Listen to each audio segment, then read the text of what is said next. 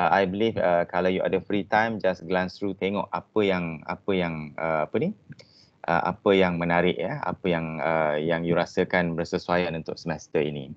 So today saya rasa kita boleh mula kot. Boleh mula ke? Tapi kita ada lebih kurang 35 kan. Kita ada lebih kurang we should have 47, is it? 47 or 48 of us today.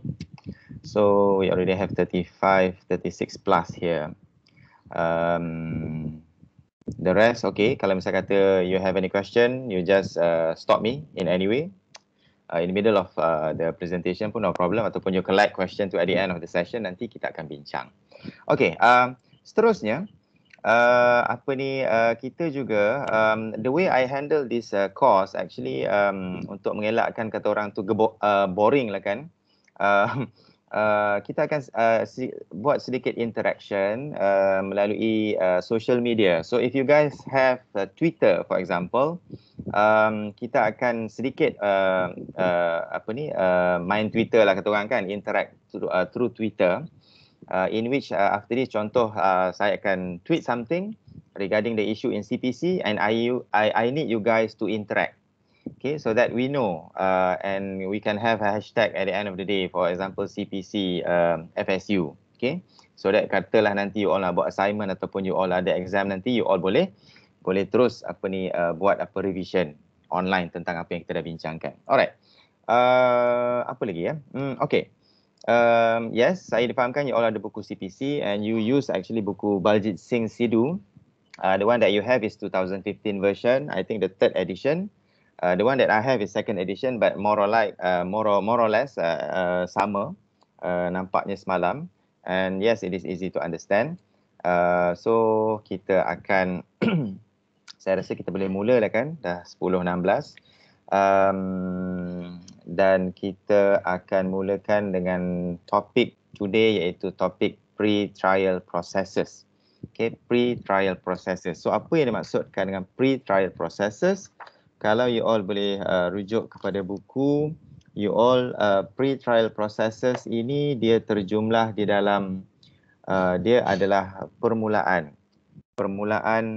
kepada proses it is an introductory, or it is something which is an early stage, very early stage before the accused person go through the trial process. Okay, you all dah belajar dia telah ditangkap pada semester 1, ditangkap, kemudian adanya siasatan, you all dah belajar berkaitan search and seizure. Kalau misal kata you all belum lagi, then let me know ya. You all dah belajar berkaitan dengan tahanan riman, kemudian dan sekarang ini adalah proses di mana siasatan telah lengkap oleh pihak polis. Okay, the investigation has been completed and they referred the matter to DPP office ataupun AG's office ataupun Public Prosecutor's office. You have learned about the AG so far. Attorney General at the same time is a public prosecutor. It is a fuse, which is a fuse role in Malaysia, because unlike other country, they have different person to become Attorney General and they have a different person who will become the public prosecutor. But in Malaysia, it is fused. Then the public prosecutor from its role under the federal constitution, as well under the CPC, under section 11 under the CPC, in which the role of the public prosecutor is actually to prosecute, to initiate proceeding, okay, or to discontinue any proceeding. So how to initiate the proceeding? So the CPC also lays down the guideline regarding the pre-trial process. Pre-trial process adalah satu proses yang mana dia merupakan salah satu proses untuk to improvise the process and procedures of the criminal trial. This is very important for you to know. Because why? Those days, nanti saya akan ceritalah berkaitan pada masa dahulu, proses untuk tuduh seseorang di mahkamah mengambil masa yang terlalu lama. It take time consuming. So we need some innovation in criminal justice. So we have this particular pre-trial process to promote expeditious or speedy disposal of criminal case. Okay. And to, as I mentioned to you just now, at the same time, we need to adhere with the international standard. Okay, international standard as recognized by international criminal law. That need to balance between human rights, because we cannot detain anybody sesuka hati. Kita tak boleh tahan seseorang. Okay, so and at the same time, um, we can see that it is to minimize or to eradicate tedious and cumbersome process and procedures, in which at the end of the day to ease the backlog of criminal case, and at the end of the day to promote the swift justice. So this is very important, right? So based on the current situation, if you can refer, just open up your book. Saya tak tahu you all punya page berapa kan, berkaitan dengan the summary trial procedure.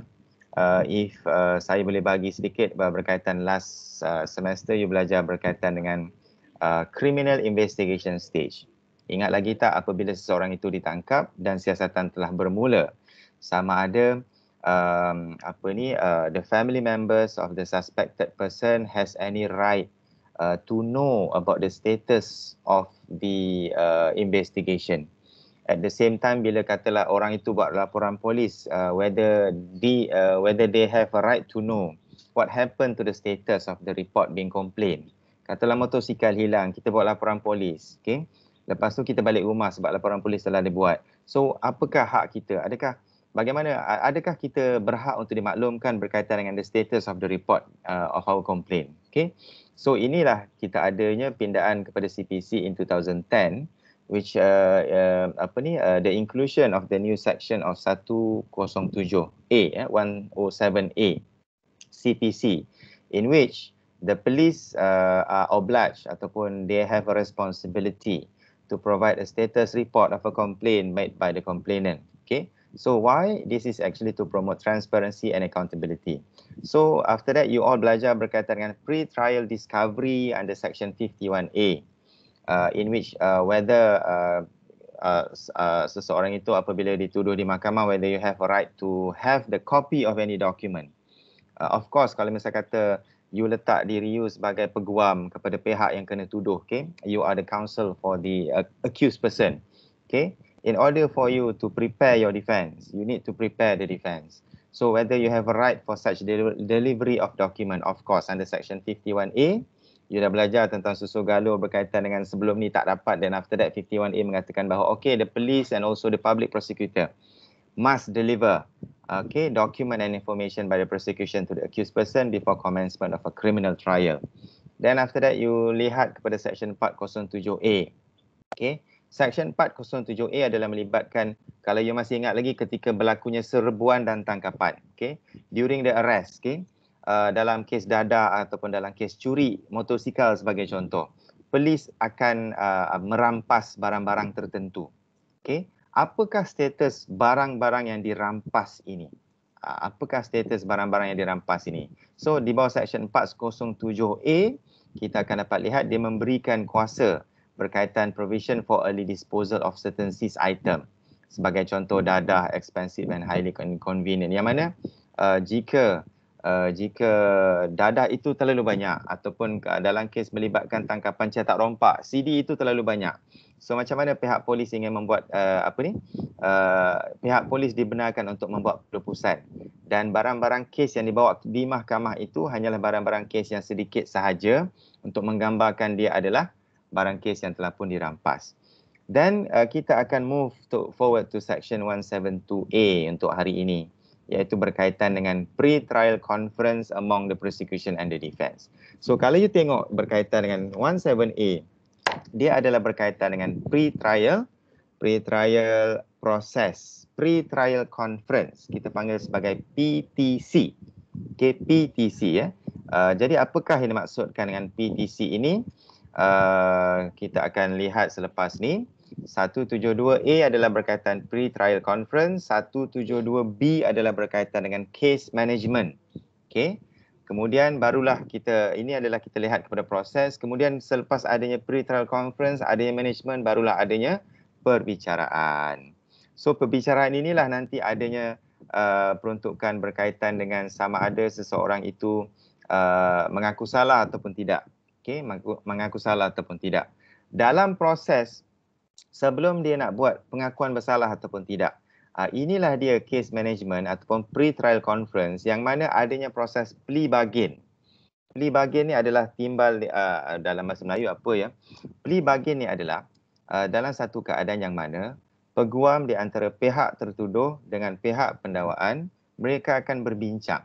Sebagai contoh, kalau misal kata peguam akan menyatakan, okey, klien saya OKT akan mengaku bersalah. Jadi kalau dia mengaku bersalah, dia minta supaya pihak pendakwaan mencadangkan hukuman yang lebih rendah sebab dia telah mengaku salah.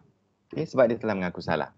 Jadi sama ada pihak pendakwaan bersetuju ataupun tidak. Inilah masanya berlakunya pada masa bila? Pada masa plea bargain proses. Okay? Di bawah Section 172C sampailah 172F CPC. Kita akan lihat berkaitan section ini kemudian. Okay? Kemudian Section 254A. Ini adalah berkaitan jika seseorang itu apabila dia telah dilepaskan, dia boleh ditahan semula dan dia boleh didakwa semula, ya. Dan kemudian Section 402 adalah berkaitan dengan defense of alibi. Alibi meaning that you are trying to say that you were not at the scene of that crime. You were not at the crime scene, okay? So you nak mengatakan bahawa you berada di tempat lain, so you akan ada defense of alibi, okay? Pada Section 402A, 402C adalah berkaitan dengan apa yang you nak buktikan nanti, perlunya ada written statement in court, and after that adanya admission, okay? So kemudian barulah nanti you akan belajar berkaitan dengan penghukuman, sentencing stage under Section 173M and also 183A, okay? Yang mana it will require before hakim itu menjatuhkan hukuman akan ada victim impact statement. Victim impact statement ni maksudnya bila di akhir sebelum hakim tu jatuhkan hukuman, hakim akan bertanya dan meminta some sort of laporan ataupun statement daripada mangsa. Daripada mangsa ataupun ahli keluarga mangsa, okay, sebelum menjatuhkan hukuman. So these are the current trend ataupun these are the amendment towards the CPC in 2010.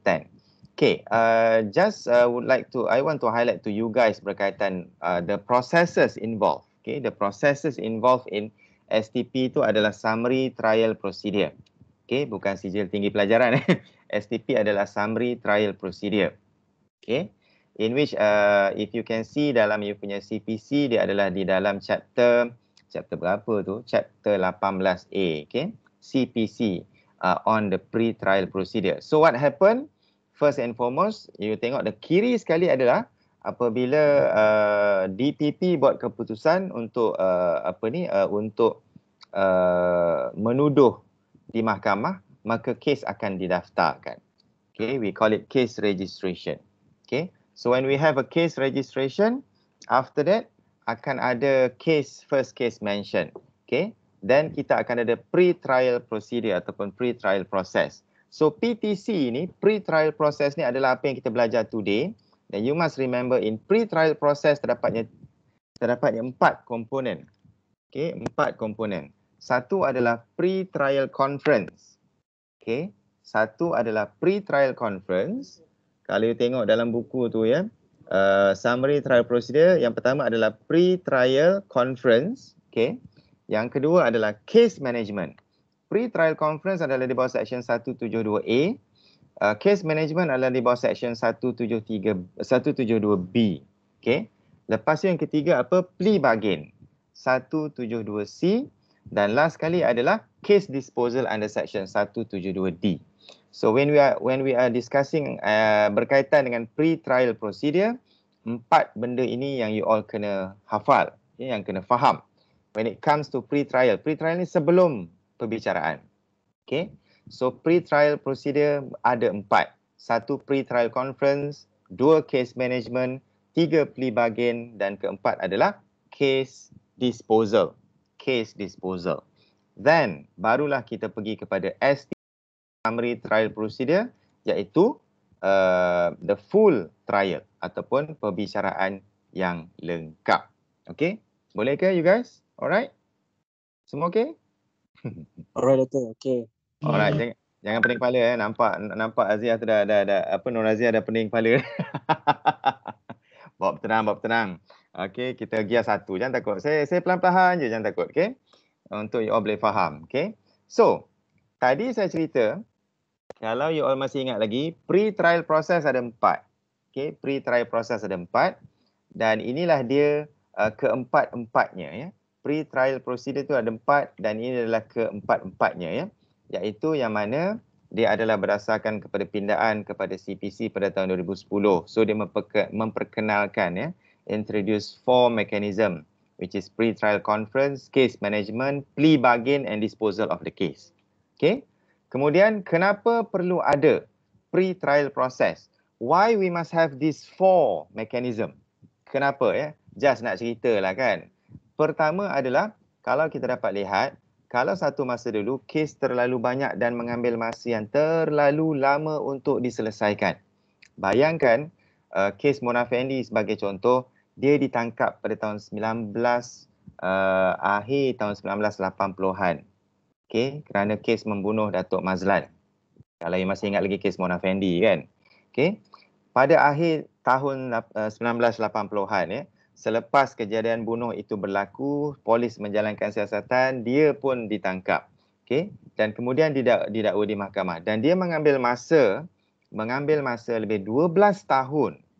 12 hingga 15 tahun untuk kes beliau selesai. Beliau minta pengampunan sehinggalah hukuman itu jatuh iaitu beliau telah digantung.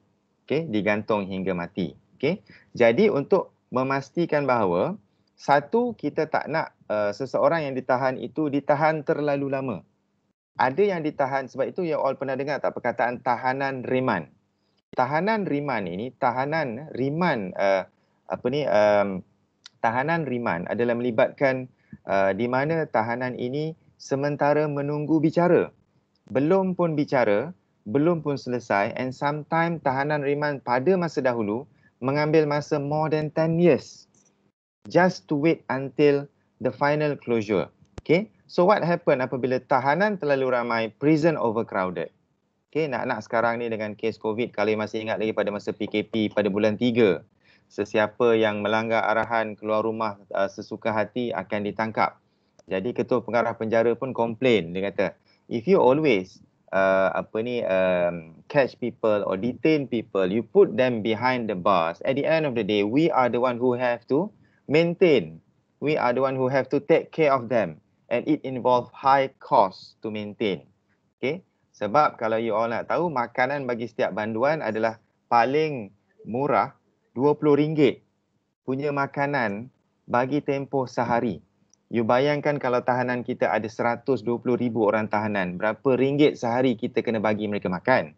Kalau kita tak bagi mereka makan, mereka mati dalam penjara, dia akan ada isu lain, human right. So in order untuk mengelakkan daripada prison itu overcrowded and high cost for government to maintain the prison, so we need to have a speedy trial to dispose case. Dan you all pun pernah dengar justice delayed is justice denied. Makin lama kita tahan mereka, maka keadilan itu sebenarnya makin tidak ada untuk mereka. So we need to have creation of efficient, expeditious criminal justice system, and we have to fine tune. Okay, we have to fine tune. Sebab apa kadang-kadang orang yang ditahan ini, sebab tu lah kan, saya pernah lah kalau nak kongsi dengan you all kan, ada satu ceramah oleh Jabatan Penjara. Dia pegawai penjara tu bagi tahu dengan kita semualah. Dia kata, tuan-tuan dan puan-puan, in our prison today, banduan-banduan yang kita jaga, the one that inmates that we take care of adalah orang yang paling pandai daripada you all. Okay, banduan itulah adalah orang-orang yang insan-insan yang paling pandai di antara kita di luar ini. Sebab siapa yang mereka tahan? Mereka tahan orang yang pandai mencuri. orang yang buat pelbagai perkara dan pelbagai jenayah. Tapi kita lihat mereka dalam konteks mereka sebagai penjenayah. Tapi sebenarnya mereka ini ada ruang dan ada peluang untuk mereka dipulihkan. Okay? So sebab itulah perlu adanya, kata orang tu, certain time frame procedure. in order untuk memastikan bahawa kes dapat diselesaikan. Okey. Boleh kita pergi kepada pre-trial conference ataupun PTC. PTC. Ingat lagi tak PTC ni dibuat section berapa? Kalau dalam buku Baljit Singh tu section berapa? Siapa boleh jawab? Pre-trial process, pre-trial conference section berapa? 172A subsection 2. Okey. Kalau you dapat lihat 172A subsection 2. Okey. Cuba you melihat kepada dalam buku tersebut. Pre-trial conference ini adalah apa? Pre-trial conference ini hanya melibatkan siapa? The defense lawyer yang mewakili OKT dan juga DPP. Ini bermakna it does not involve the court. Court is not in the picture. Kata orang ini adalah satu negotiation lah ya, rundingan yang dibenarkan di dalam CPC. Sebab kalau nak ikutkan tak boleh berunding sebenarnya kan. Sebab orang luar akan marah. Contoh macam kes yang melibatkan saya rasa untuk academic purposes kita boleh bincang lah kan ya. Contoh melibatkan seorang menteri yang baru-baru ini tidak mematuhi arahan berkaitan dengan kuarantin. Okey. Jadi isunya berkaitan dengan sama ada boleh atau tidak rundingan itu dibuat. Kalau dia berunding dengan pihak AG, orang semua akan marah. Satu Malaysia confirm marah punya sebab dia tidak mematuhi arahan ataupun pematuhan tersebut. Tetapi di dalam undang-undang, katalah jika beliau didakwa di mahkamah. Okey. Kalau you all masih ingat pada awal masa PKP dulu, seorang timbalan menteri pernah ditangkap. Bukanlah ditangkap. Ialah ditangkap dan dibawa di mahkamah pada masa itu. Sebab dia melanggar perintah PKP yang you all masih ingat lagi. Tambahan pula dia adalah dia adalah timbalan Menteri Kesihatan, siap buat makan-makan lagi. Jadi masa dia didakwa, jadi boleh atau tidak dia berunding dengan pihak pendakwaan. Contoh macam ni, okey saya mengaku salah. Jadi kalau saya mengaku salah, boleh tak misal kata you minta dengan mahkamah supaya nanti hukuman terhadap saya itu dikurangkan? Semua orang dalam satu dunia takkan setuju dengan apa dibuat. Tetapi di dalam undang-undang kita, dia memberikan kelonggaran yang sedemikian rupa. Okey, memberikan kelonggaran untuk membolehkan OKT ini berbincang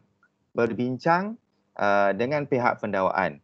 Berbincang ini bukan maksud kautim tau. Okey, bukan maksud kautim. Kautim tu lain. Ini adalah dalam konteks di mana prosesnya adalah in which kalau you baca dalam buku Baljit itu dia tidak melibatkan mahkamah, and section 172A subsection 2 provide for that conference to be held within 30 days from the date of accused person being charged. Daripada tarikh dia kena dakwa sampailah tarikh 30 hari, maka perlunya ada pre-trial conference. Untuk apa ya pre-trial conference? Okay, you dapat lihat di bawah section 172A4 ada berapa? A, B, C, D, E, F. Ada 4 perkara yang melibatkan pre-trial conference. 4 perkara. Iaitu perkara pertama apa? Perkara pertama apa? Identifying the factual and legal issue. Okay. Benda ini penting. You akan belajar dalam civil procedure. Dalam civil procedure pun ada PTCM. Tapi civil procedure lebih berbentuk documentation in which you akan filekan bundle of document. Okay, bundle of document.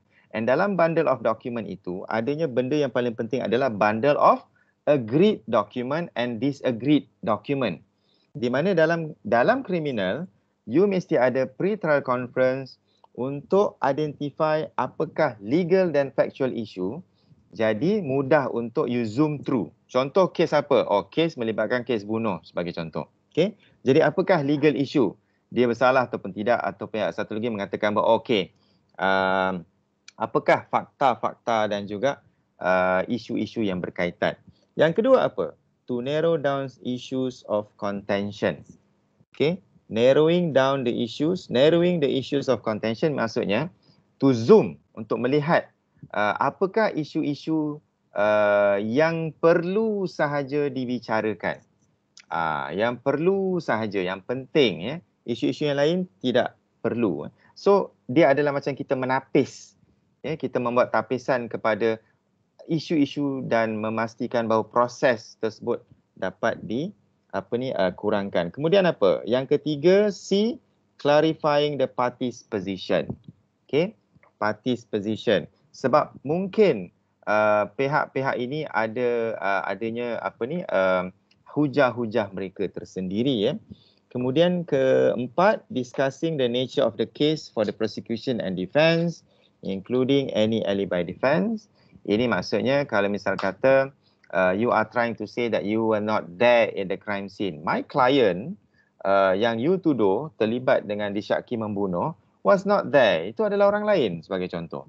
Ataupun dia tidak terlibat. So ini adalah masa untuk alibi defence. Yang kelima apa? Discussing any plea bargaining and reaching any possible agreement. Ini bukan, sekali lagi saya nak katakan bahawa dia bukanlah untuk kautim ya, tetapi dia adalah untuk discuss. Ada atau tidak possibility. Kalau misal kata, kadang-kadang kita sebagai peguam kita lihat kes itu adalah kes yang kuat ataupun kes itu kes tidak kuat. Kalau kes itu sama juga dengan DPP, mereka dah nampak kadang-kadang susah untuk dibuktikan dalam sesuatu cerita ataupun dalam sesuatu fakta. Jadi untuk mengelakkan perbicaraan yang berpanjangan, kemungkinan besar saksi juga tidak ada. Dan kalau misal kata contohnya lah OKT ingin mengaku bersalah sebagai contoh, maka DPP boleh untuk buat plea bargain ya. Untuk buat plea bargain, dia mengaku bersalah tetapi DPP mencadangkan hukuman yang lebih rendah. Dan akhir sekali any other matters as may be agreed upon, apa-apa perkara yang dipersetujui di antara pihak peguam yang mewakili OKT dengan pihak pendakwa raya, okay, yang membolehkan supaya kes ini dapat diselesaikan. Just for your information, when we have more cases before 2010, we have more than 100,000 cases in court. So when we have this particular pre-trial conference, the case, criminal case in court now is actually reduced, okay? In which you tahu kalau seseorang itu akan dibicarakan, it will take between 6 to 18 months, between 6 hingga 18 bulan, dan kes tersebut akan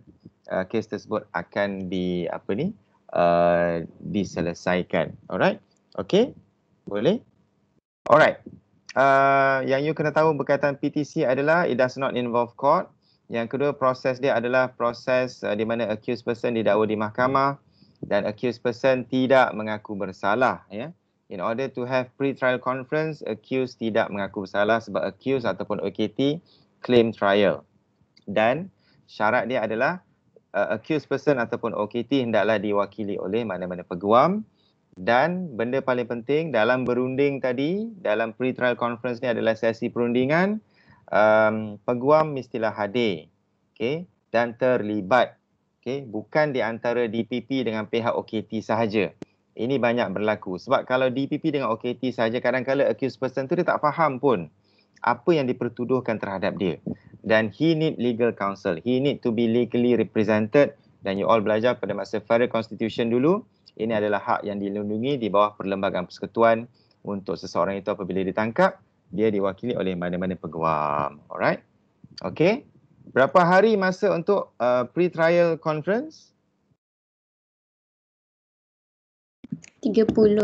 30 hari daripada tarikh dia dituduh. Okay, daripada tarikh dia dituduh. From the date the accused is charged in court. Okay, or any reasonable time before commencement of the case management by the court.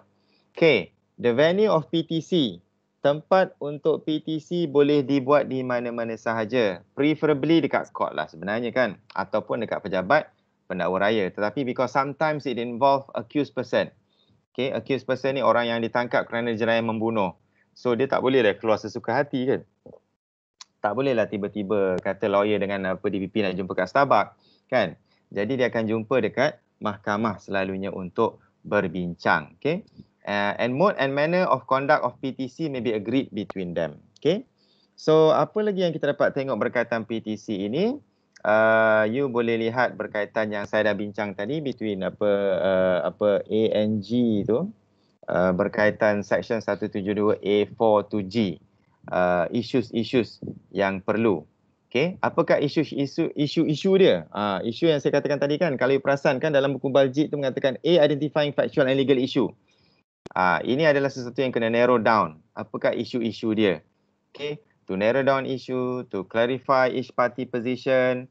Mungkin pihak peguam akan kata, tengoklah kat sini DPP, kes ni agak tak kuat dan sebagainya. Jadi mungkin saksi-saksi ada yang dah tak ada ataupun mungkin barang kes telah pun tidak dapat dijumpai. Jadi untuk melihat, kalau you all pernah belajar berkaitan SWOT analysis tak? Pernah dengar SWOT analysis?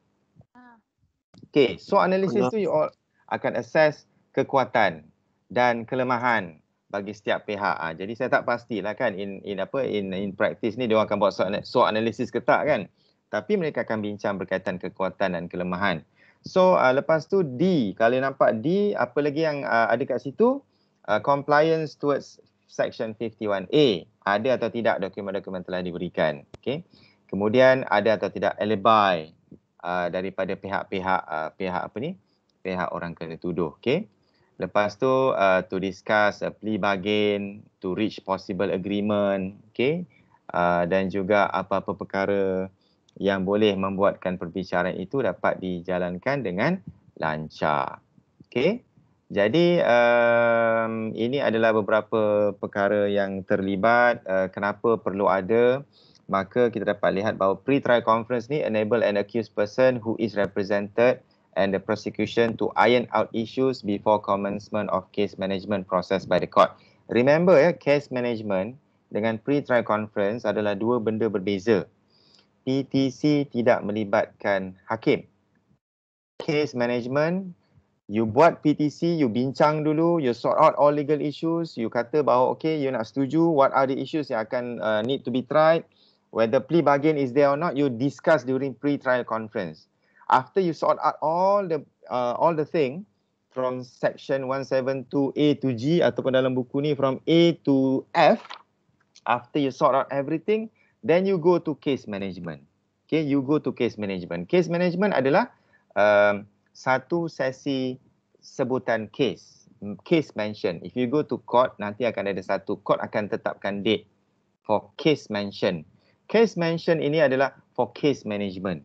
Okay, and for case management, kemudian hakim akan katalah secara apa kata orang tu, hakim akan bagi tahu, akan tanya, okay, what happened? You all dah buat ke belum pre-trial conference? Okay, so what are the issues? Okay, so apakah yang isu-isu yang kita nak bicarakan pada hari ini? What are the issues that need to be tried? Okay, sama ada accused person still tak mengaku bersalah ataupun accused person nak enter plea ataupun nak mengaku bersalah for plea bargain. Okay, for plea bargain you takkan bagi tahu dengan court lah, sebenarnya dia dah setuju hakim untuk mengaku salah sebab nanti tak, bukan begitu. Plea bargain ni adalah ideally-nya adalah untuk pihak OKT akan mengatakan bahawa pihak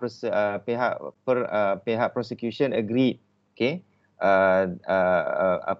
pihak prosecution agree for that OKT to change the plea, untuk menukar dia punya plea from from not guilty to guilty, menukar pengakuan daripada tidak bersalah kepada bersalah. Okey, apa yang dibincangkan pada masa PTC, hakim tak nak tahu. Hakim cuma nak tahu bahawa sama ada dia mengaku bersalah ataupun tidak. Kalau dia nak mengaku bersalah, then what happened? Okay, so these are the issues, okay, yang dibincangkan pada masa PTC. Okay, so just apa yang ada dalam buku tu saya just summarizekan di sini bahawa PTC is conducted in absence of judicial officer. It may be conducted at any other venue, okay, dan dia less formal atmosphere. Okay, maknanya oleh sebab tak ada hakim, dia dibuat dalam keadaan yang less atmosphere, tak adalah orang dekat datang kat court tu kan. You all pernah pergi mahkamah ke? Ada sesiapa yang pernah pergi mahkamah? Macam mana cara mahkamah bila you nampak hakim sedang bersidang, you kena masuk dalam, you kena tunduk dekat dia kan, lepas tu you just duduk diam-diam, so less formal, tak boleh pakai seluar jeans, seluar pendek semua tak boleh kan. So dia less formal. Okay, sebab dia tak ada hakim dekat situ. And at the end of the PTC, all matters agreed upon shall be put in writing. This is very important. Whatever happened during pre-trial cases will be put into writing. Okay, will be put into writing. Okay, Why? And shall be put into writing and signed by the accused, his advocate and prosecution. Okay. Kenapa agaknya? Sebab dia akan jadi macam satu perjanjian lah kan. Satu perjanjian bahawa mereka bersetuju. These are the matters that has been sought out during the PTC. Okay. So ini adalah summary untuk PTC. Section 172A. Ini adalah summary. Okay. 30 hari dan apa juga perkara yang dibincangkan. Ada berapa perkara kat situ? Dalam buku Baljit ada 1, 2, 3, 4, 5, 6. Ingat ini 6 perkara. Okay, yang telah pun disummariskan daripada daripada 7 perkara dalam section 172A. Okay. Seterusnya, ada soalan tak PTC? Tuan-tuan dan puan-puan, adakah anda masih bersama saya? Masih. Okey, bagus. Saya harap you all bila online class ni kan just buat tidaklah santai sangat kan, tapi jangan stres-stres kan. Mungkin sebab kalau dekat saya ni sekarang ni ada roti, ada kentang goreng, ada air kan. So just buat apa santai-santai, but at the same time saya just minta hanya dalam tempoh ini sahaja beri tumpuan dan konsentrasi, okey, berkaitan. Okey. Seterusnya kita pergi kepada perkara kedua adalah case management. Okay, 1 PTC, 2 case management. What is case management? Case management ini apa? Process that involve the court, okay, the advocate and the prosecution. Okay, dia melibatkan proses mahkamah. Ini berlaku dalam mahkamah, case management. Okay, it is provided under section 172B. Okay, in which the court shall commence a case management process bila 60 hari daripada tarikh seseorang OKT itu dituduh. Okey, dalam tempoh 30 hari perlu ada pre-trial conference. Orang itu ditangkap, dituduh di mahkamah. Daripada tarikh dia kena tuduh, dalam tempoh 30 hari kena buat pre-trial conference. Okey, kemudian daripada dia kena tuduh sampailah tempoh 60 hari kena buat case management. Okey, kena buat case management dalam tempoh 60 hari. Apakah fungsinya? Okey, 60 hari untuk buat dan case management ini hendaklah dibuat setiap 2 minggu. Okey, setiap 2 minggu sehinggalah tarikh perbicaraan. Jadi ini adalah secara praktikalnya, okey. So, apa sebenarnya yang dibincangkan di dalam case management? Apakah proses yang berlaku? Apakah proses yang berlaku? Okay, proses yang berlaku pada masa case management adalah apa? Satu adalah mahkamah ingin mengetahui apakah sebenarnya yang telah dibincangkan dan apakah sebenarnya yang telah dipersetujui. Okay, the court will take into consideration all matter that have been considered and agreed by the accused person, his advocate, his lawyer, and the public prosecutor during the pre-trial conference. Okay, itu adalah perkara yang pertama. Okay, the judge will ask what actually happened during the pre-trial conference. Okay, does the conference take into place? Okay, and what actually happened? What has been agreed by the parties? Yang kedua apa? Kalau misal kata dalam tempoh 60 hari, ingat kalau dalam tempoh 60 hari, tiba-tiba case management, kemudian hakim tanya, dah ada ke belum pre-trial conference? Belum. Okay, dikatanya belum. So what happen kalau belum? Kalau belum, maka kena lihat. Kenapa belum buat? Sebab OKT tak ada lawyer. So the judge akan kata perlu appoint lawyer dan kemudian go back for pre-trial conference. Okay, inilah masanya. Sebab kadang-kadang OKT tidak ada duit untuk lantik peguam. Okay, kecuali dalam kes-kes besar melibatkan kes-kes the big cases, for example murder, firearms under Firearms Act FIPA, in which the penalty for any if the person is guilty, the penalty will be death penalty. Okay, in that particular situation, the judge will assign a lawyer represented. Okay, and the lawyer tersebut akan dibayar oleh Yayasan Bantuan Guaman. Okay, under the special fund. Okay, so kalau misal kata tak ada peguam, maka hakim akan arahkan untuk OKT dan lantik peguam dan kemudian akan buat PTC semula. Apa yang berlaku lagi pada masa case management? Okay. Yang keempat, to determine the duration of trial. Untuk menentukan berapa lama, okay, berapa lama perbicaraan tersebut. Okay. Lepas tu apa? to fix date. To fix date subject to subsection 3. Apa subsection 3? Subsection 3 kepada section 172B. Berkaitan apa? Saya nampak Azia ni, Azia seorang lah yang saya tanya ni. Yang lain ni tak nampak juga ni. 172. 172B subsection 3 berkaitan apa? May be held not less than 2 weeks before commencement of trial. Okay, so maksudnya in order for the judge during case management nak fix date for commencement of trial, dia mestilah not less than 2 weeks. Okay, not less than 2 weeks. Macam mana yang dinyatakanlah ni ya. A subsequent case management may be held if necessary not less than 2 weeks before commencement of criminal trial. Akhir sekali apa? Give direction on any other matter as will promote a fair and expeditious trial. Okay, apakah direction tersebut? Hakim akan tanya, you all dah discovery ke belum section 51A? Okay, maksudnya dokumen telah dihantar ke belum? Adakah defense dah dapat dokumen? Dah dapat exhibit, senarai exhibit dan sebagainya? Do you have already the witness list? Okay, the witnesses, list of witnesses. Okay, what will be the exhibit that will that you are going to tender to court, so on and so forth. Okay, so ini adalah perkara-perkara yang terlibat dalam case management. Okay, boleh ada Saya ada soalan? soalan. Yes, silakan. Kalau case management ni dia sama ke dengan yang hearing yang biasa kita dengar tu, like betul-betul perbicaraan kat mahkamah? Memang Itu full hearing. Itu nama bila you dengar perkataan hearing dengan trial, itu adalah full trial. Full trial ni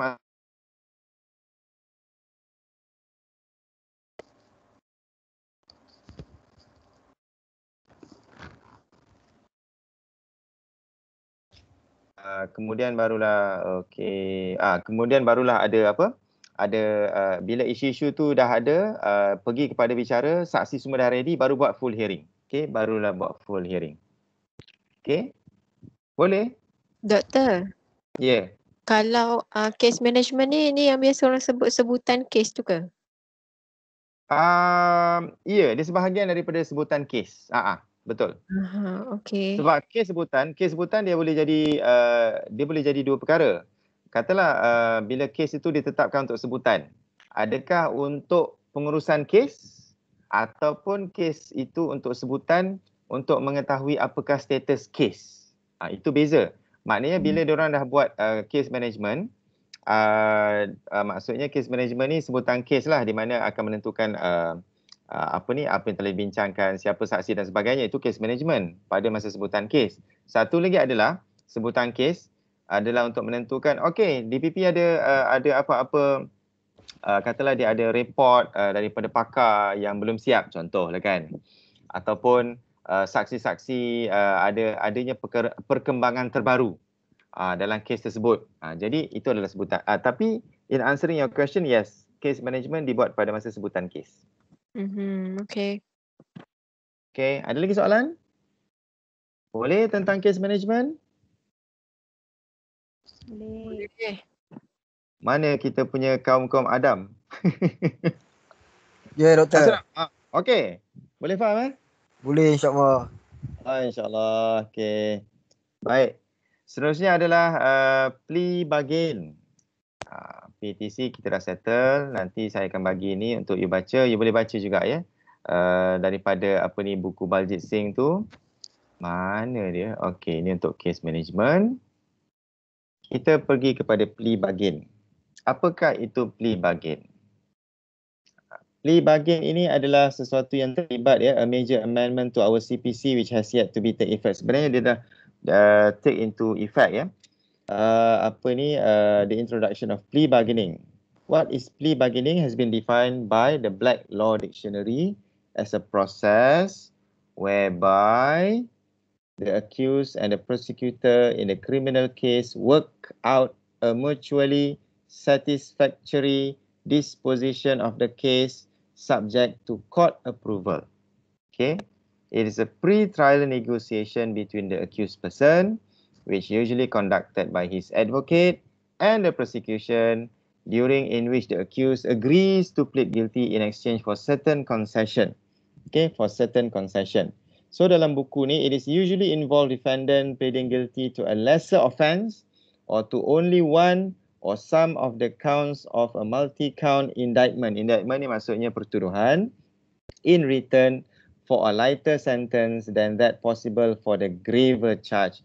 Okay, maksudnya dia untuk mengaku bersalah dengan kata orang bagi membolehkan hukuman yang lebih ringan dikenakan terhadap beliau walaupun pertuduhan itu adalah satu pertuduhan yang berat. Okay, so itu maksud dia plea bargain. Okay, kemudian dalam another definition of plea bargain, a plea bargaining is an agreement in a criminal case. This is the first time ever, yeah, in criminal case recognize, kata orang, it is an agreement in a criminal case in which a prosecutor and an accused arrange to settle the case against the accused and the defendant agree to plead guilty.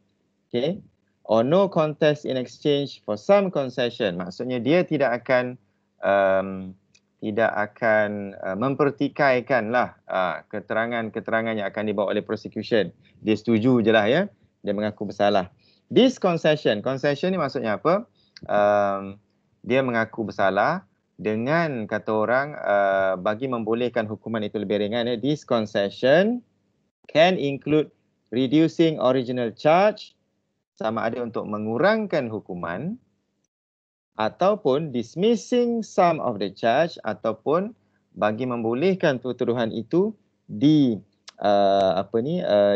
balik, ataupun or limiting the punishment, ataupun mengurangkan jumlah hukuman.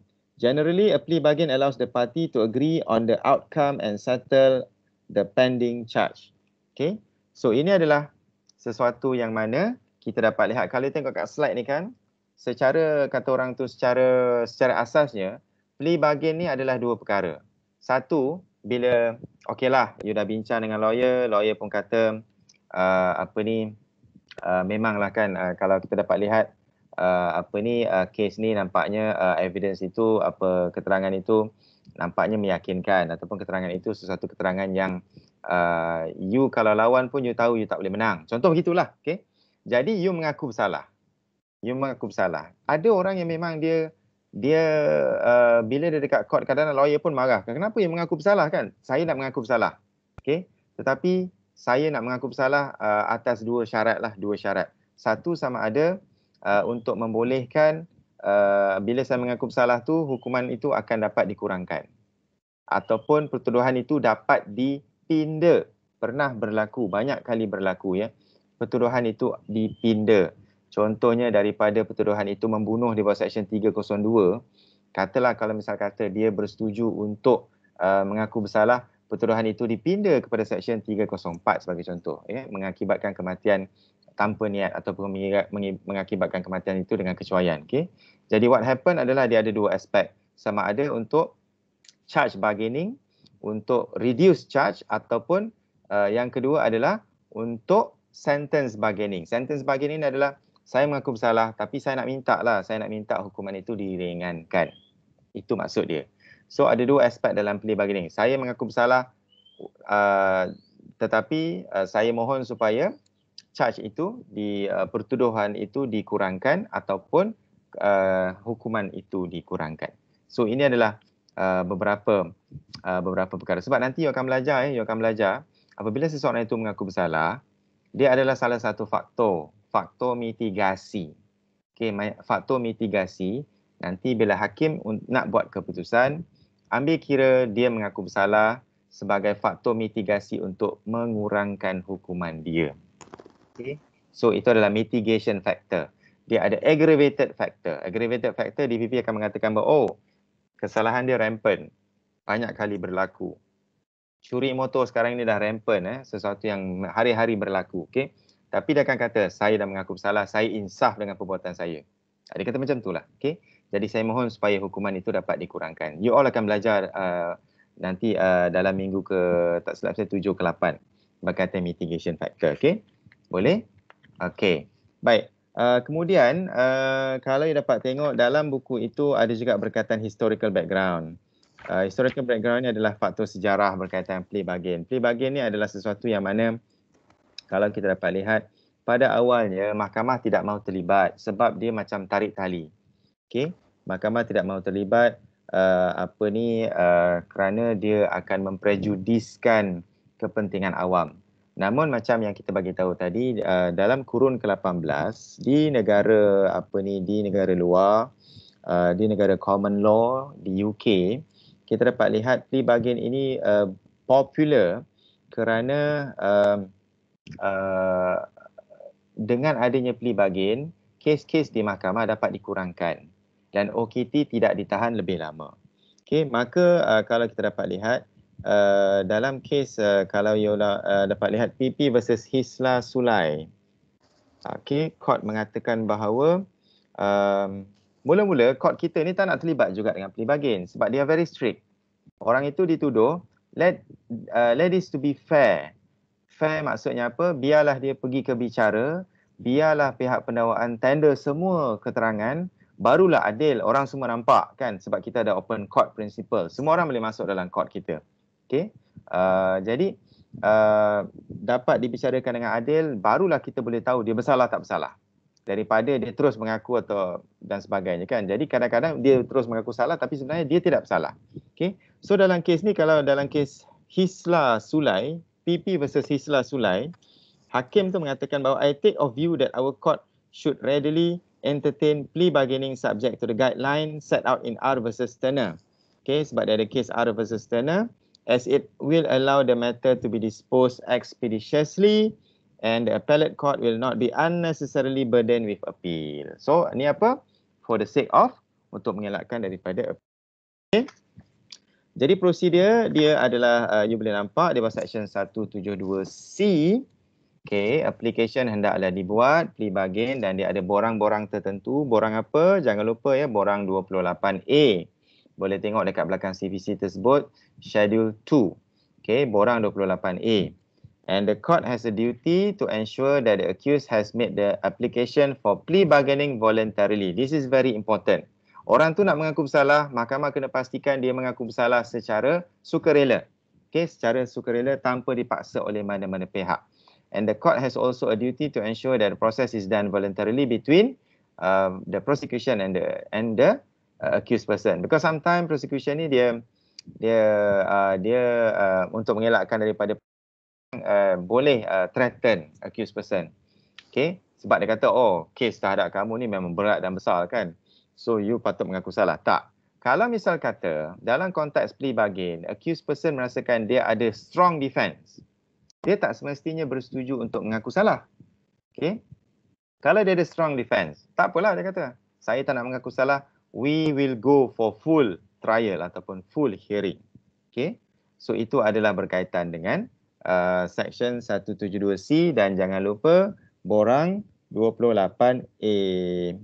Okay. Yang lain-lain you boleh lihat jugalah, kalau kita dapat lihat bahawa voluntariness ni benda penting, perlu sukarela. Okay. Mahkamah kena pastikannya di bawah section 172C6. Okay. So boleh tengok C6. Iaitu kalau misal kata accused person tidak mahu plead guilty, maknanya accused person perlulah diadili, shall have a fair trial in another court. Okay, maksudnya dia boleh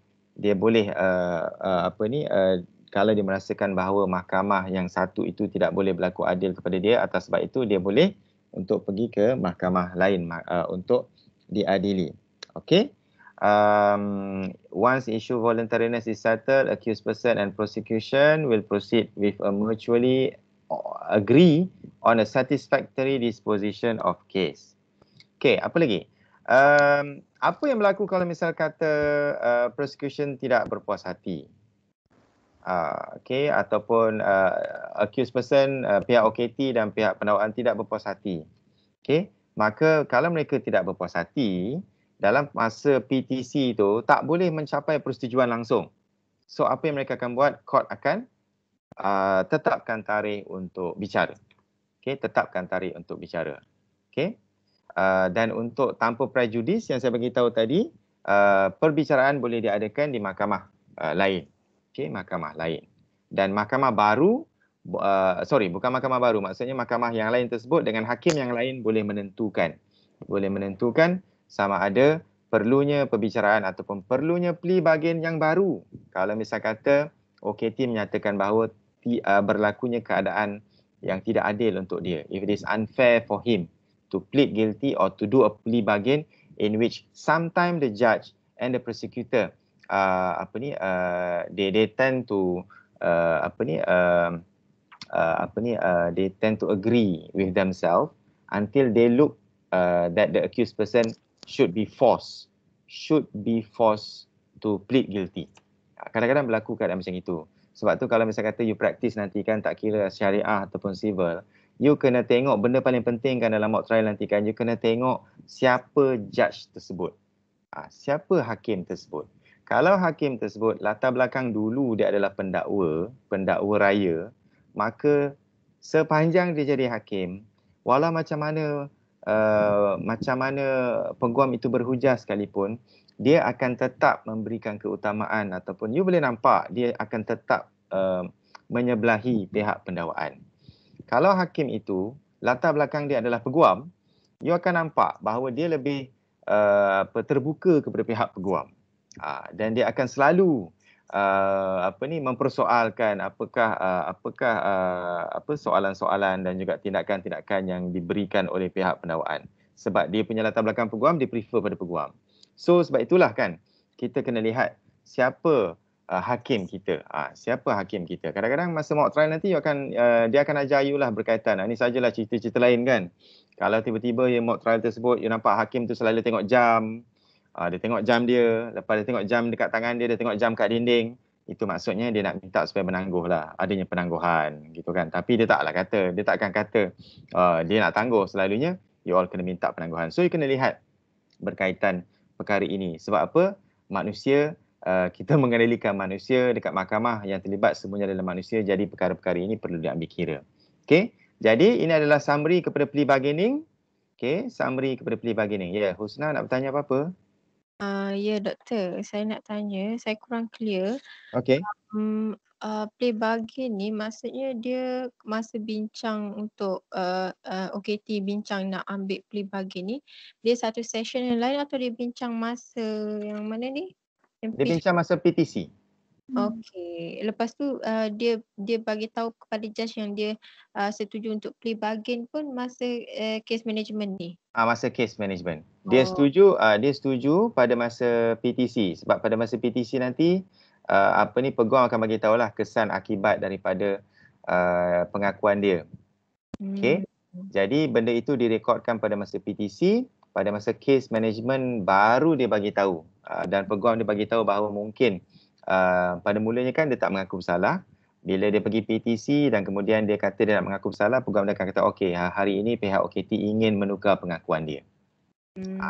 Dan pada masa menukar pengakuan dia pada masa case management, adanya hakim. Pada masa PTC tak ada hakim tau. Pada masa management dia akan ada hakim, dan hakim tu akan memastikan sama ada dia faham ataupun tidak akibat daripada pengakuan dia. Okey. Syauqi nak bertanya, apa dia? Doktor, saya nak tanya pasal plea bargain ni. Dia ada macam limitation tak? Contohlah saya kes mencuri, saya buat plea bargain, saya dapat, lepas tu saya dah settle semua, lepas tu saya buat salah yang baru. Saya boleh lagi tak dapat plea bargain masa kes yang baru tu? Boleh. Plea bargain ini boleh berlaku pada mana-mana kes yang kita terlibat. Tetapi untuk jawab soalan tu boleh. Memang boleh. Katalah kita dah buat untuk kes ni, kes akan datang bila kita ditangkap, kita nak buat plea bargain. Boleh. Tetapi dia mestilah mendapat persetujuan di antara pihak peguam dengan pihak prosecutor, pihak pendakwaan. Okey. Kalau kita plea bargain banyak kali, boleh dibuat dengan harapan bahawa plea bargain ni ada dua kan.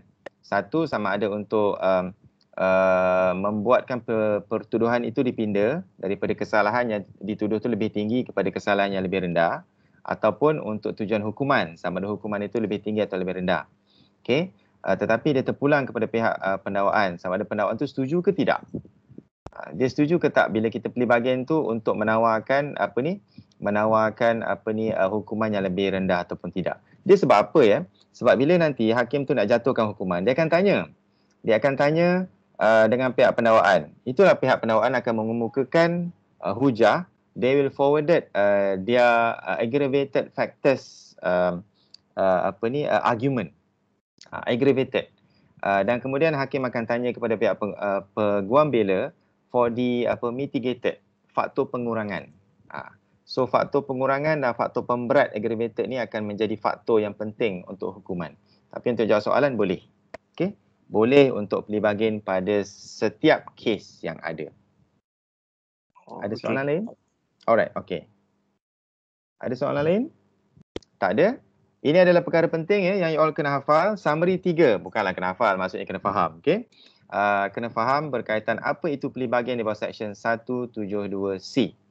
Okey. Maknanya kalau pelbagai itu dibuat dan kemudian kalau OKT bersetuju dan juga voluntary, maka hakim akan memastikan bahawa hukuman itu adalah hukuman yang ringan akan dikenakan. Tapi kalau hakim dia dapat tahu OKT ini buat pelbagai dalam keadaan dia tidak rela, tidak suka rela, okay, not voluntary, okay. So what happen adalah court akan decide to fix a date for hearing, okay, akan decide untuk meletakkan tarikh untuk perbicaraan, okay, sebab OKT ini mengaku salah secara bukan sukarela. Because it is very important ya. Bila plead guilty ni, hukuman akan dijatuhkan.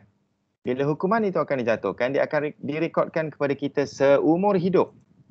Okay, we will be blacklisted. Okay, for the rest of our life. Okay, bergantung kepada apa kesalahan kita. Contoh kita memandu secara berbahaya.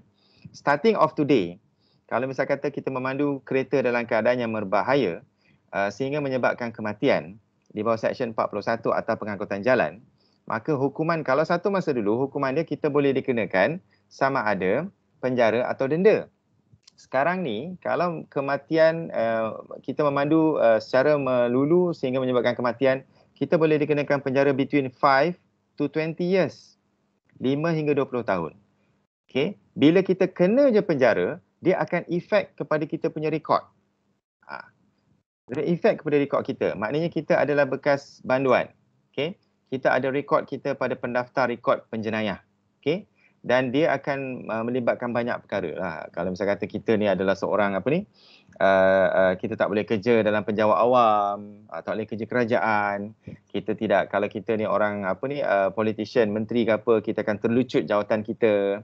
So itu sebabnya perlu hakim untuk mengetahui sama ada dia sukarela ataupun tidak.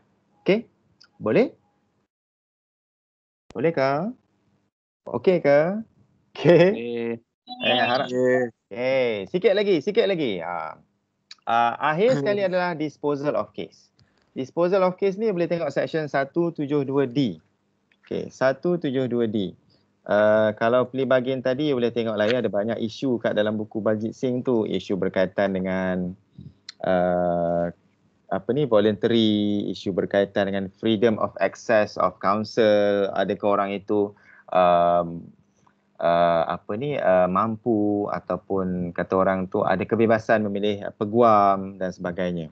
Okey, dan dia ada kelebihan dan dia ada kekurangan. Okey. Kalau disposal of case itu bahagian D, iaitu Section 172D. Apakah maksud disposal of case? Dia adalah to accommodate plea bargain. Kalau misal kata dalam kes ini hakim dapat tahu bahawa dia mengaku salah secara sukarela, kedua-dua pihak juga telah berunding, plea bargain was successfully. Maksudnya secara adanya kejayaan kat situlah, successfully being done between both parties. Jadi dispose of case ni maksudnya mahkamah akan dapati bahawa orang itu telah pun mengaku bersalah dan juga bersetuju dengan apa yang dia pertuduhkan, maka kes tersebut akan dapat diselesaikan. Dan apakah what that the court can do in terms of disposal of case. Maksudnya bila mahkamah bersetuju, maka hukuman akan dijatuhkan. So ada beberapa perkara yang mahkamah boleh buat. Pertama adalah make an order for payment of cost di bawah section 426. Cost of prosecution. Okay. Yang kedua adalah disposition of case. Okay. Satisfactory disposition of case in relation to a plea bargaining, find the accused guilty on the charge and sentence. Okay. Maksudnya dia puas hati bahawa pengakuan itu secara sukarela telah dibuat, maka akan jatuhkan hukuman kepada beliau dengan secara secepat mungkin, or where satisfactory disposition of the case in relation to plea bargain, find the accused guilty of the charge and sentence the accused not more than half of the maximum. Kalau kita ada satu konsep dalam penghukuman, kalau melibatkan pesalah muda, youthful offender, pesalah muda dan juga pesalah bagi kali pertama, first time offender. Okay, di bawah section 293 dan 294, maka katalah hukuman itu adalah untuk hukuman penjara 2 tahun. Okay, penjara 2 tahun. Maka mahkamah boleh untuk menjatuhkan hukuman not more than half. Maksudnya tidak lebih dari separuh daripada hukuman maksimum. Contohnya kalau tidak lebih separuh tu, kalau maksimum 2 tahun, boleh bagi tempoh 8-9 bulan, okay? Ataupun 3-4 bulan, okay? Dan inilah yang kadang-kadang kita faham, kadang-kadang ada orang kata, kenapa pula orang tu hukuman dia lain ya? Sebab kalau ikut pengalaman saya ketika saya berkhidmat kat mahkamah dulu, ni nak sajalah nak cerita kat you all kan. Sebab dah lama tengok skrin ni, saja nak cerita. Katalah pada masa tu kita orang berpengalaman ya, we visited Kajang Prison, okay? Kajang Prison. So the officers actually greet us. After that kita ada satu session in which all the new magistrate kan, masa tu saya baru jadi hakim, dibawa bertemu dengan banduan-banduan pesalah-pesalah yang ringan dalam satu kelas tu. Dia macam satu kelas kan, banduan tersebut adalah banduan yang dituduh mengambil dadah. So it's a very banduan pesalah ringan. Dan apa yang memeranjatkan saya adalah apabila pegawai penjara tu cakap macam ini dekat banduan tu. Okay, hari ni adalah hari yang terbaik untuk you all. Kalau you all nak tanya apa-apa, sebab kat depan you all ni adalah pegawai-pegawai mahkamah. Jadi ada seorang banduan tu dia angkat tangan. Dia kata, saya nak tanya tuan, saya dituduh atas tuduhan dadah. Sama berat, sama jenis. Sama berat, sama jenis. Tapi kenapa saya kena penjara 8 bulan, kawan saya tu kena penjara 3 bulan? Dia tanya soalan tu. Jadi yang kita orang pun macam mana nak jawab soalan tu? Okay. Jadi untuk menjawab soalan tu, kalau misal kata nanti you all akan belajar tentang sentencing, penghukuman. In sentencing, we have a principle in sentencing. Principle in sentencing, we have so many principles in sentencing. Okay. First, we need to look into the mitigating factor and the aggravated factor. Sebab walaupun dia ambil dadah yang sama, jumlah yang sama, jenis yang sama, tetapi kemungkinan besar fakta itu berbeza. Dia adalah pesalah kali pertama. Okay. 1. 2, dia boleh jadi pesalah muda, useful offender under section 293. Okay. You all pernah dengar tak satu kes yang melibatkan satu atlet. Atlet ni agak terkenal. Dia dituduh merogol pada masa itu di negeri Melaka. Mahkamah session menjatuhkan hukuman penjara dan sebat. Penjara dan sebat. Tapi surprisingly, apabila kes tersebut pergi kepada Mahkamah Tinggi bila dia buat rayuan, Mahkamah Tinggi telah pun menukar keputusan tersebut dan membebaskan beliau atas dasar Section 294. Dia adalah pesalah kali pertama. Benda ini pernah berlaku.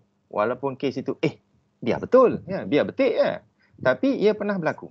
Dan dia pernah berlaku kadang-kala, it is very surprisingly. Because apa? It depends on the facts of the case. Dia very depending on the facts of the case. Saya pernah berlaku di mahkamah in which ada 2 different situation. Dua-dua orang perempuan dituduh, paling simple dituduh mencuri susu baby formula, milk. daripada Pasaraya Giant. Okay. Jadi dua-dua dituduh tapi bukan pada masa yang sama lah kan. Bila saya tanya kepada yang pertama, kenapa awak mencuri? Sebab bila dia mengaku salah, okay, dia mengaku salah dan kemudian saya tanya kat dia, okay, ada apa-apa rayuan? Kenapa awak mencuri? Dan dia kata, sebab saya husband saya tinggal, saya tak bertali. Panjanglah cerita dia kan. Husband tak bertali, saya pun tak ada nafkah, saya tak ada kerja, tak pernah bekerja. Mak ayah saya tiba-tiba meninggal, saya macam keseorangan, begitulah kan, gantung tak bertali. Okey, jadi saya terpaksa mencuri susu ini kerana saya ada bayi dan saya perlu bagi bayi saya makan dan saya tidak ada apa-apa yang lain, jadi saya curi. Okey, itu yang pertama. Yang kedua, pun dia bawa argument yang lebih kurang sama. Dia kata bahawa husband dia telah meninggal dunia dalam kemalangan jalan raya. Jadi dia tak ada tempat untuk berharap. Anak dia ada 9 orang.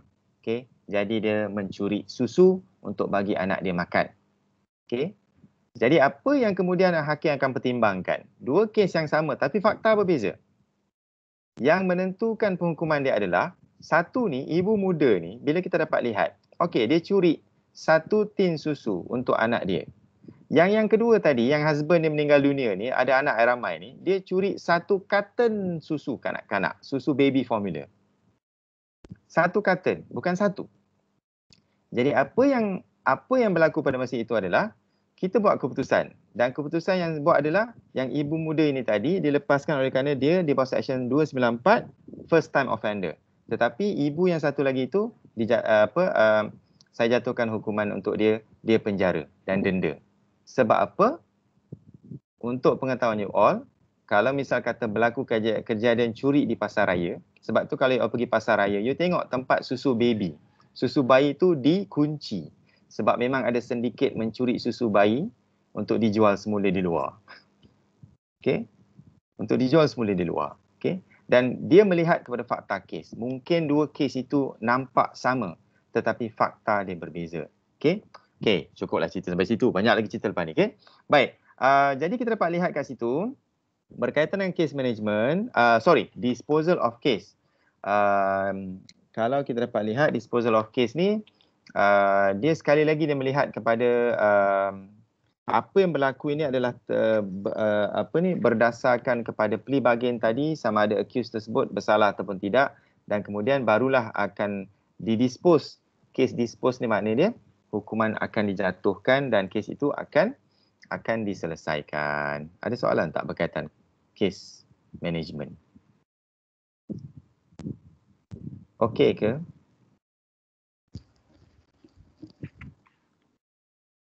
Okey. Boleh? Alright. Yang lain-lain ni adalah berkaitan 402 BCPC adalah lebih kepada evidence ya. Di mana dalam untuk perbicaraan nanti sama ada perlunya keterangan lisan, oral evidence ataupun written evidence. Okay, with the consent of the parties. So the process will enable the public prosecutor and the defense to tender statement in the form of evidence during examination in chief. So nanti ni kita akan belajar pada minggu-minggu yang akan datang. Okay. Oh, okay. Atika, ada soalan? Yes, Atika. Doktor, saya ada soalan berkenaan yang tukar kod tadi tu. Saya kurang jelas. Macam mana boleh tukar kod sebab sedangkan kes kriminal dia berlaku pergi dekat course of action. Di mana course of action, di situlah mahkamah kan, Doktor? Betul, tapi contoh kan. Kalau saya kata mahkamah Seremban. Mahkamah Seremban tu dia ada 2 ataupun 3 mahkamah.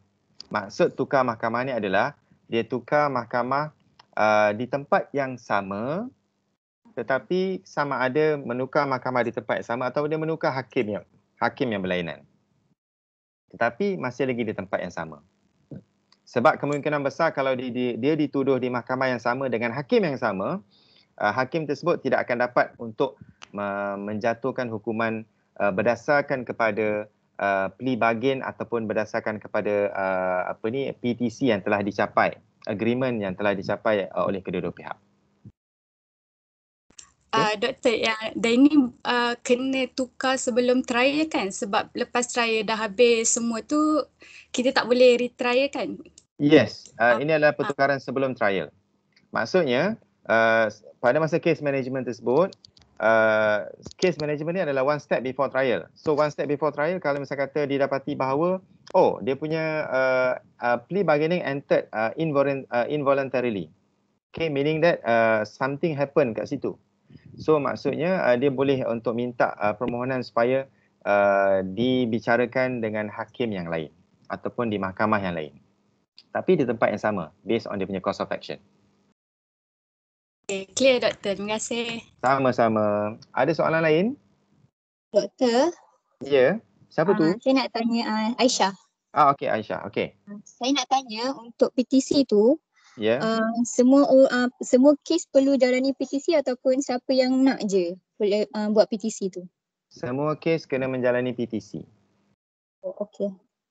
Okey. Syarat-syarat PTC apa? Cuba kita recap balik. Apakah syarat-syarat PTC?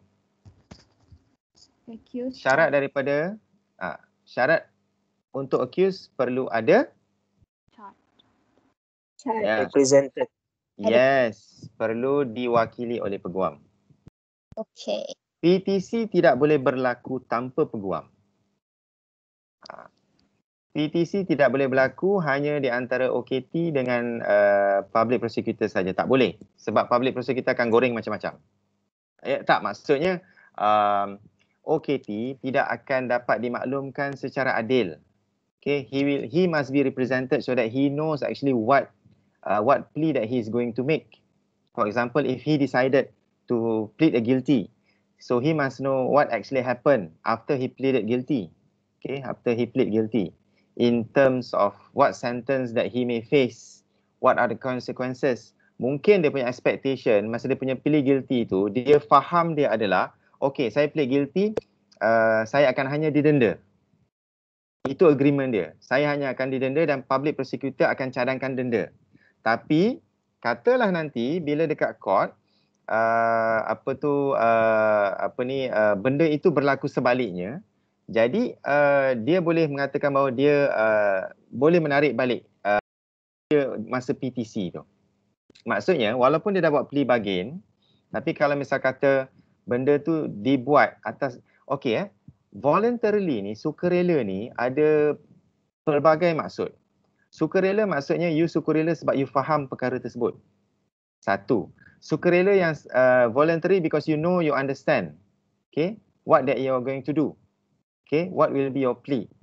Itu satu. Dua, you do it voluntarily because you actually feel that because you are guilty. It doesn't matter lah apa juga hukuman yang saya akan dapat. Saya nak mengaku salah sebab memang benar-benar saya insaf, memang itu benar-benar apa saya buat. Itu nombor dua. Nombor tiga, you want to plead guilty, you do a plea bargain because you feel that, okay lah, sama juga. Kalau saya lawan pun, saya belum tentu menang. Kan? So ada keadaan-keadaan macam itu yang berlaku. Jadi voluntarily in the sense that you must understand the nature and the consequences of your plea. Okay?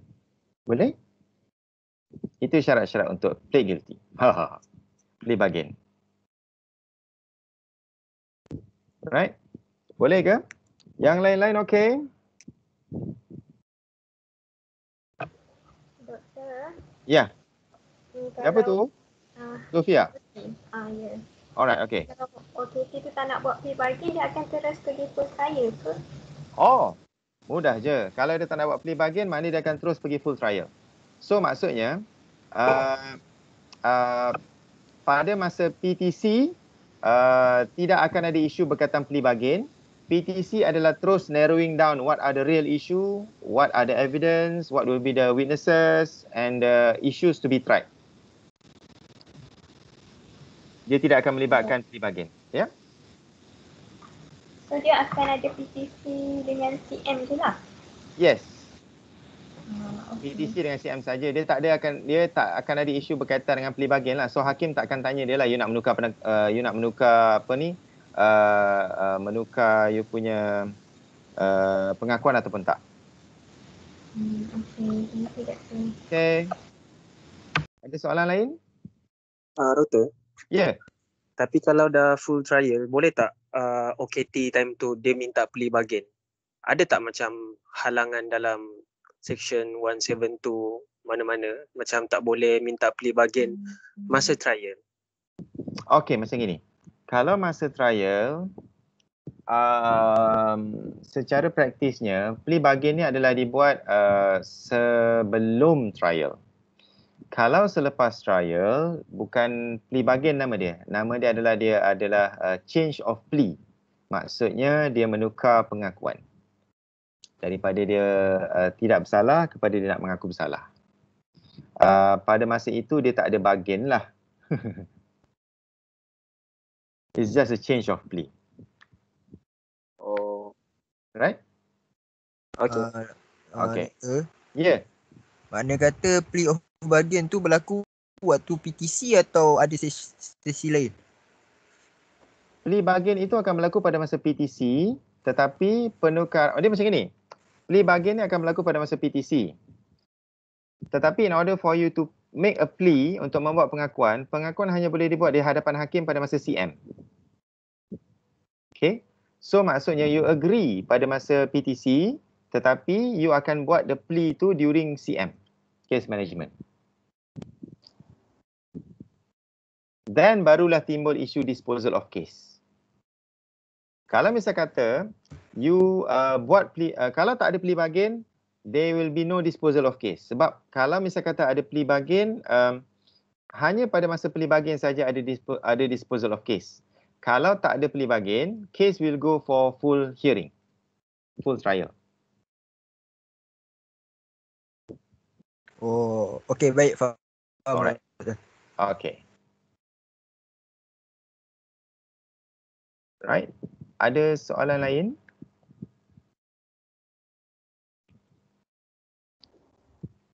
Ada soalan lain? Okey, kalau tak ada soalan lain, saya nak ajak you all untuk bersama-sama saya dalam Twitter. Siapa yang dah ada Twitter tu? Okey, macam ni ya. Saya nak kena bagi tahu dulu Twitter saya adalah untuk tujuan education. Saya tak akan lihat dan saya tak akan tengok you all punya privacy. Apa yang berlaku biasalah kan. Saya pun dulu Twitter ada juga follow artis-artis kan, tapi zaman jahiliah dululah. Tapi macam ni, saya nak cerita kat you bahawa Twitter ni adalah satu medium saya gunakan untuk education, khas untuk education sahaja. Maksudnya if you have any privacy ke private, saya tak akan lihat apakah privacy tersebut. Okay, just purely untuk Twitter ini sahaja. So, saya harap you participate. Macam ini saya akan bagi satu soalan untuk you respond. What that you have to do adalah first you cari saya dan you follow. Kalau tak follow pun tak sudi follow pun tak apalah, tapi saya cadangkan you follow saya. Okay. Satu, you follow saya, cari saya dulu Dr. Fajri Ismail. Saya akan sekarang berkaitan isu apa yang kita dah belajar hari ini. Dan nanti saya bagi all dalam tempoh 15 minit. Please respond. You retweet. Tahu kan retweet kan? Retweet adalah button yang 4 segi tu. Dan kemudian you respond. You respond dekat button paling kiri sekali tu. Button kiri berkaitan dengan apa soalan saya tersebut. Okey sekejap. Saya post sekejap.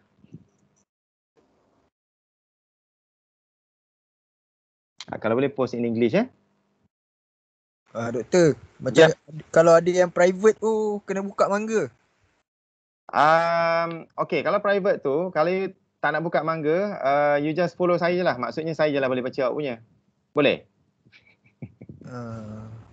Boleh, insyaAllah. Macam saya kata, saya tak tengok you all punya personal matter lah. Just untuk purely macam kita interact. So that nanti katalah contoh, satu hari nanti kan you rasa you nak tahu tentang isu tu. Dulu kita pernah belajar kan isu ni kan. So nak cek kat mana kan? Buku kitab semua dah kat rumah kan. So ada Twitter. So you just buka Twitter ikut hashtag tu je. Saya akan ada hashtag CPCFSU. Untuk you all tengok balik. Kita ada bincang isu ni. Itulah salah satunya. Harap-harap you all don't mind kan. Siapa-siapa yang agak-agak rasa keberatan tu saya tak boleh nak tolong lah. Okay? Tapi yang saya katakan ni adalah untuk kita interact.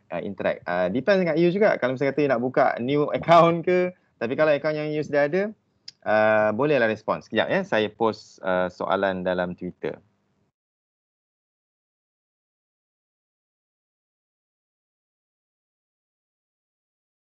Apa kod untuk subjek ni ya? Saya pun lupa. Siapa-siapa tahu kod subjek ni? LAD? LAD ke? LAD 5073. 5073.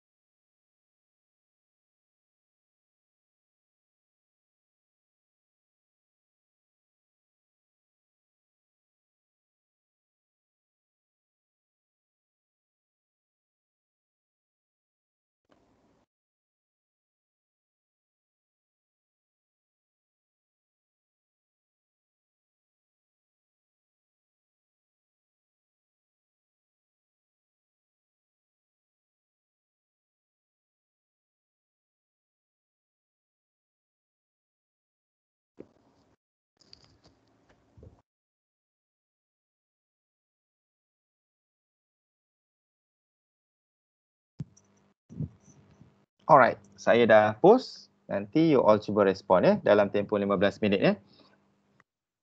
Baik. Ya. Sir, Ya. dalam case management ni, Yes. dalam buku ni kan, dia kata sekiranya gagal buat case management, kiranya apa-apa yang telah ditulis sewaktu PTC tu is macam dia jadilah admissible. So kiranya kat sini CM ni tak ada masa dia orang tak buat je case management. Oh tidak, case management ni maksud dia akan buat. Dia akan buat case management ni sebab macam mana pun dia bukan hanya untuk plea bargain. Case management tujuan dia adalah kalau dapat lihat dalam buku tu dia ada 6 peranan utama di samping plea bargain. Contohnya dia adalah berkaitan dengan untuk PTC tadi, sama ada isu-isu, apakah isu-isu yang akan dibicarakan. What are the issues? What are the tribal issues? Issue to be tried. Secondly, witnesses. Okay, how many witnesses? Okay, how many witnesses involved? Okay, let's say if the witnesses are from not from that particular area ataupun witnesses tu you need to subpoena the witnesses. Okay, so you need to inform the court during case management. I have 6 or 7 witnesses. Okay, lepas tu what are the evidence need to be tendered? Okay, whether the judge or whether the court need to go to the scene. Okay, need to go to the scene. Okay, scene of crime. Okay, lepas tu the court will fix date for trial. How long? Okay, how long kan?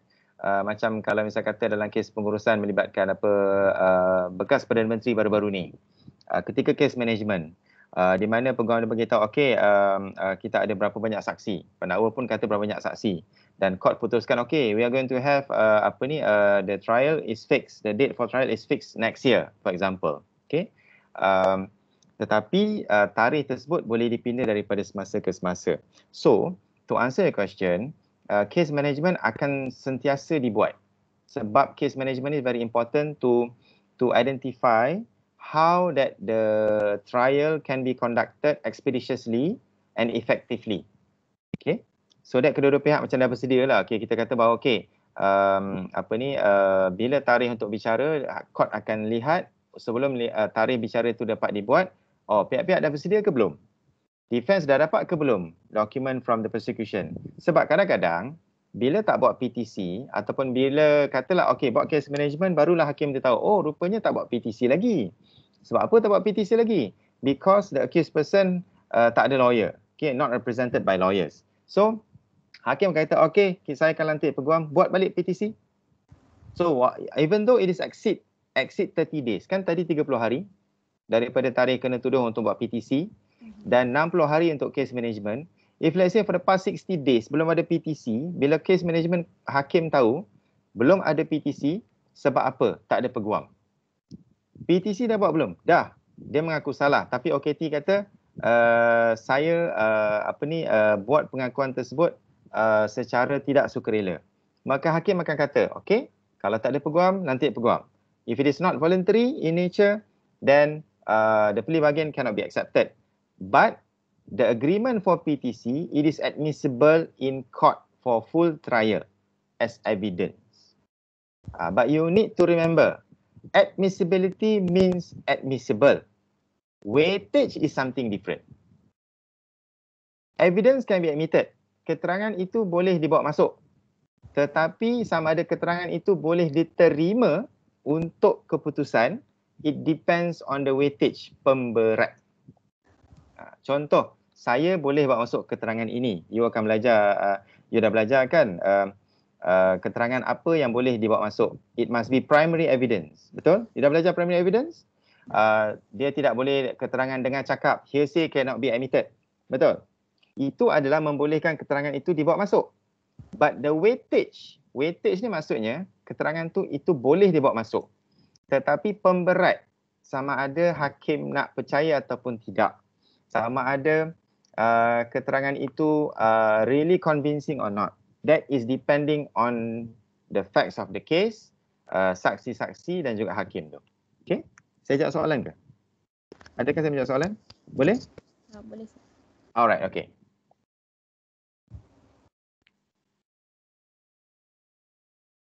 Ada dah respon ke? Saya tanya dengan mudah kalau you all boleh post dalam tu. What do you understand between pre-trial and case management processes in criminal court? Jangan lupa kalau you nak involve, you boleh retweet dan you boleh nanti hashtag CPCFSU. Okay.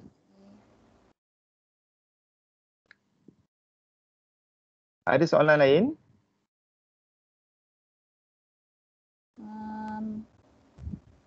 Yang saya faham, alright. Contohnya lepas daripada dia orang buat PTC dengan case management ni, Kiranya kalau diorang punya hearing semasa proses tu lah, kiranya kalau both party dah agree dengan diorang punya dalam plea bargaining tu, kiranya dah tak ada full trial ke? Kalau misal kata plea bargain ni successfully, a success plea bargain meaning that there will be no full trial. Itu yang disposal of case tu. Maknanya hukuman boleh terus dijatuhkan without any full trial. Thank you, sir. Welcome.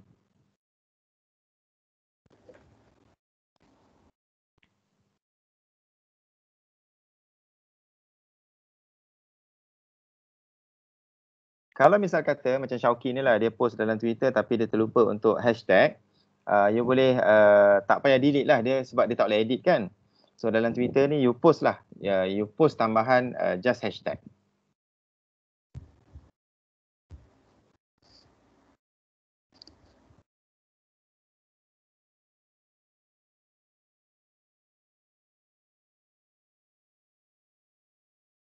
Okay, ada soalan lain?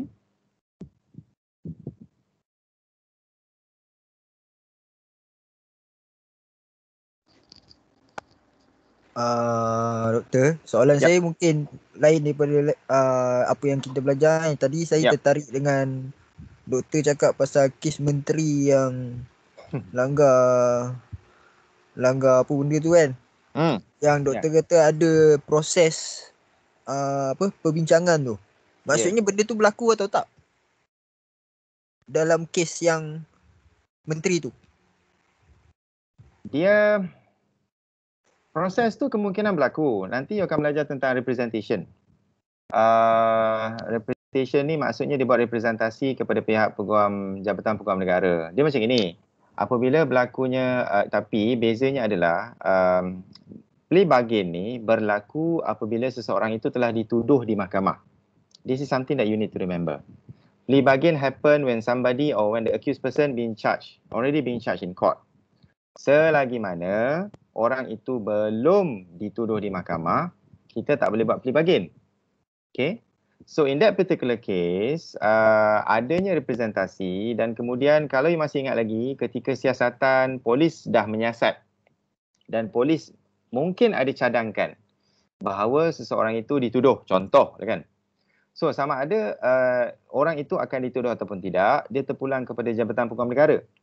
Jabatan Peguam Negara dia akan lihat daripada konteks orang tu nak dituduh sama ada apakah situasi ataupun latar belakang yang berlaku. Jadi pada masa ini mungkin bukan perundingan kita panggil representasi bahawa dia ada buat representasi ketika disoal siasat oleh pihak polis mengatakan bahawa dia tak langgar sebab apa. Ataupun tindakan dia tu tidak dikategorikan sebagai melanggar oleh kerana apa. Contoh begitulah. Okey. Boleh? Macam tertarik tu. Tapi dalam kes melibatkan Timbalan Menteri Kesihatan yang didakwa, kalau you all masih ingat lagi tak? Yang orang semua patut duduk rumah tapi dia pergi buat majlis, siap duduk-duduk makan-makan lagi. Okey. Jadi dia ditangkap, cuma dia tidak ditahan riman dan dia dibawa terus ke mahkamah untuk didakwa. Dia ada buat rayuan berkaitan isu tersebut dan dia dikenakan denda. Denda tak silap saya RM1,000 pada masa tu. Okey. Jadi kalau nak tanya ada ataupun tidak plea bargain, kalau misal kata dia mengaku salah pada masa dia didakwa, tak ada plea bargain. Plea bargain hanya berlaku pada masa dia tidak mengaku bersalah pada mulanya, baru ada PTC. Boleh? Faham tak? PTC hanya berlaku apabila pada mulanya dia tidak mengaku bersalah. Baru ada PTC. Dan pada masa PTC, ketika perbincangan berlaku tanpa hakim, ada isu-isu mengatakan bahawa sebenarnya kita adalah bukti kukuh terhadap awak. Jadi awak masih nak mengaku bersalah ke? Jadi macam itulah. Jadi macam kita timbang-timbang, lawyer pun kata akan ambil masa lama. Jadi kalau macam tu, apa kata awak mengaku salah je lah. Jadi macam ini, kalau dia mengaku bersalah, barulah ada negotiation. Pre-trial negotiation between accused person. Okay. Then barulah accused agree to plead guilty in exchange for certain concession by prosecution within the ambit of the law. Okay. Boleh? Boleh, Doktor. Alright, terima kasih. Okey tak kelas hari ni? Okey, Doktor, okey. Okey, ada yang tak faham? Kalau tak faham tu saya harap sebab dia dah berkurangan ni. Tadi 41 ni dah 39. Tak apalah, saya faham mungkin ada yang ada kekangan daripada segi data internet ke ataupun sebagainya kan. Kalau ada rezeki dapatlah jumpa you all minggu ketiga. Kita nak tanya. Siapa tu? Luqman. Okey Luqman. Saya nak tanya, pre-trial conference ni some sort of ADR juga ke sebenarnya? Okey. Kalau you all dapat ada satu pensyarah daripada UIA, nama dia Profesor Madya Dr. Rani Kamarudin. Dia pernah menulis, dia kata plea bargain ni terjumlah kepada ADR juga, tetapi dalam konteks kriminal. Okey. Tetapi dalam kebanyakan konteks juris ataupun academician, they disagree with the term plea bargaining as ADR. They disagree that the PTC is ADR because in criminal there shouldn't be any negotiation or any mediation to take place because of the nature which criminal case in nature and it is go against public interest. Okay. So kalau nak kata macam kalau dalam beberapa kitab lah kan, dia akan kata ada pensyarah yang saya baca adalah kalau Dr. Rani daripada UIA dia kata memang ada ciri-ciri ADR pada PTC. Okay. Tetapi kalau ikut konsep asal, secara sejarahnya hakim-hakim tak berapa suka dengan PTC dan juga plea bargain. sebab dia mengatakan bahawa ada arrangement in which they don't know what is actually the arrangement. It can be more than that. Itu mana hakim-hakim old school lah. Tapi after they look into, they try to facilitate the matter based on the facts bahawa there are a lot of backlog cases and in which some of the cases melibatkan pertuduhan jenayah yang ringan, maka orang yang tuduh, contohlah kalau kes mencuri takkanlah nak duduk dalam penjara selama 7-10 tahun. So it is better to have a mechanism in order for them untuk mengaku bersalah dan mendapat hukuman yang lebih ringan. Sebab kalau tidak, you akan nampak macam kita ni power, so you all kalau dituduh mengaku cepat. So kita akan bagi hukuman yang setimpal, hukuman yang lebih rendah. Kalau nak ikutkan, that is not the salient feature of the criminal justice. But this is something new lah, something hybrid yang berkaitan. Boleh ke? Boleh faham ke? Ni argument daripada academician. Faham doktor, faham. Alright. Ada soalan lain? Boleh ke? Saya ada soalan. Yes. Siapa? Atika? Yes, saya. Contoh kalau macam foreigner semua tu kan, kita ambil contohlah kes kedai dadah kan yang foreigner tu. Okay.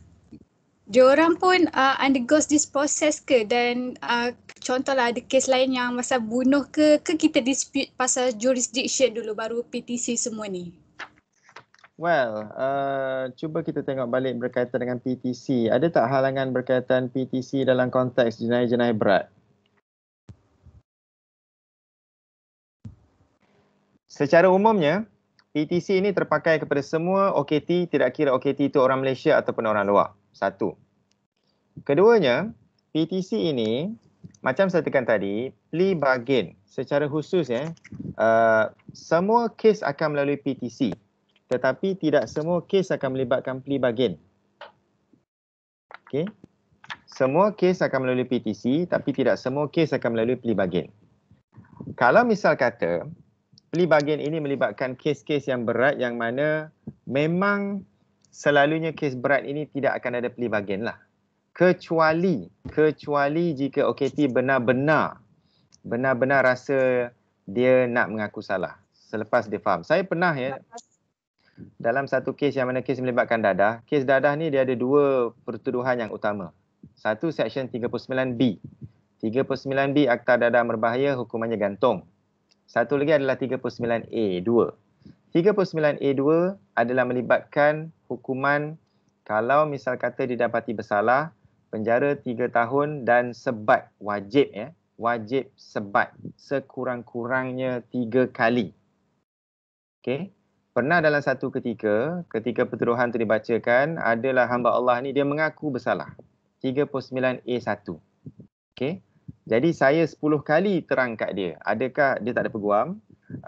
Jadi saya 10 kali terang kat dia, kalau you mengaku bersalah, betul you mengaku bersalah, sebab kalau you mengaku bersalah, you wajib penjara dan you wajib kena sebat. 10 kali saya terang dan dia still kata dia mengaku bersalah, dia faham.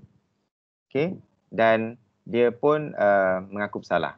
So, dalam konteks tu maknanya dia faham sebab akibat pertuduhan tersebut, walaupun kes tersebut adalah kes berat. So, sama ada nak jawab soalan you, plea bargain terpakai untuk semua kes kecuali kes-kes yang melibatkan SOSMA, kes melibatkan POKA, kes keselamatan negara, kes melibatkan peperangan menentang Yang di-Pertuan Agong. Kita ada tahu peruntukan tu, jangan main. Kes pertama adalah kes Al-Maunah. You pernah dengar kes Al-Maunah? Dekat Bukit Jenalik.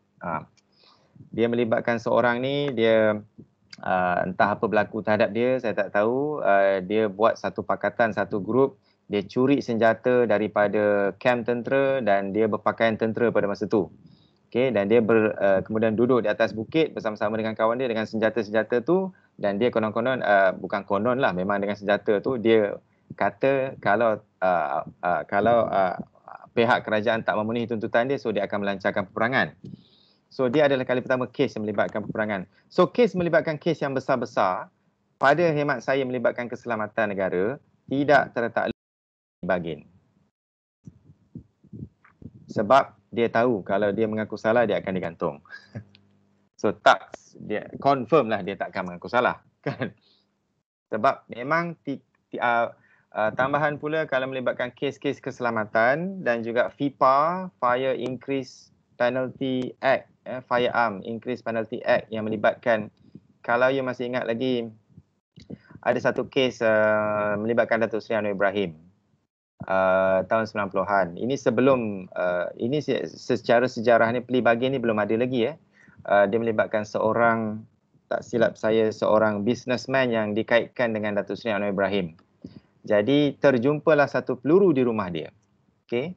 Jadi pada masa itu pihak pendakwaan mengatakan kepada dia sama ada dia ingin menjadi saksi ataupun dia akan dituduh di mahkamah kerana dia ada senjata milikan dia. Jadi sama ada itu plea bargain ataupun tidak, plea bargain telah ada pada masa itu dan dia bersetuju untuk menjadi saksi bagi kes pendakwaan yang melibatkan Datuk Seri Anwar Ibrahim. Okey. Jadi dia didakwa atas kesalahan, bukan kesalahan FIPA, tapi atas kesalahan memiliki senjata api. Okay, yang mana kesalahannya lebih ringan. Dan ada juga keadaan-keadaan tertentu di mana DPP tidak akan dakwa kalau pihak tersebut bekerjasama untuk memberikan keterangan. So tidak berlakulah plea bargain. Okay. Boleh? Alright. Ya. Ada lagi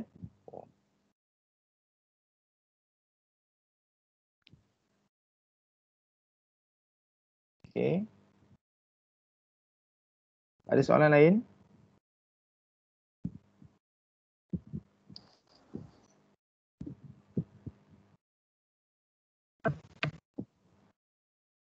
Ada soalan lain? Okay.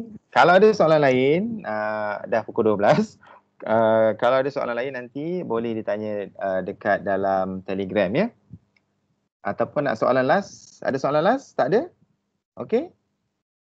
Macam ada nak tanya tadi. Atikah nak tanya tadi? Tak, Doktor. Tak. Alright. Okay, baik. Okay, terima kasih semua. Thank you guys sebab sudi spend time. Thank you juga bagi sesiapa yang nak, bagi sesiapa yang telah participate in my Twitter session. If you have any question, boleh tanya dekat Telegram. This particular subject slide ni saya akan upload dalam Microsoft Teams, okay? Alright, okay. Kalau panjang umur, murah rezeki, kita akan berjumpa lagi minggu depan. Sekian, Assalamualaikum warahmatullahi taala wabarakatuh. Thank you, Doktor. Thank you very much. Assalamualaikum. Alright. Salam, thank you, Doktor. Stay safe ya, stay safe, stay healthy. Okay, Doktor. InsyaAllah. Thank you, Doktor.